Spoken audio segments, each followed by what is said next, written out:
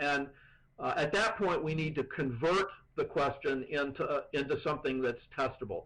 So we might pose the question that, or reformat the question as a significant fraction of total water-soluble carbon in recently thawed permafrost will be converted to methane. That's now something that I can begin to think about experiments. I can begin to think about methods.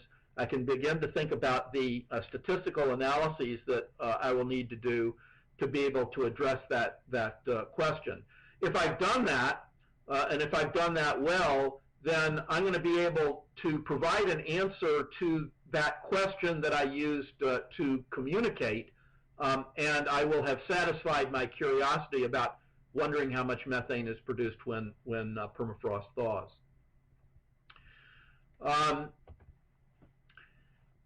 Now, I don't know how many of you, well, I know at least some of you out there are graduate students, but I would suggest that probably one of the biggest problems that new researchers face, and I would argue that it's one of the biggest problems that even experienced researchers sometimes get tangled up with, is a question that is simply too broad. And it's required then to in some way drill down to different layers within the question to actually find the research question that you can answer.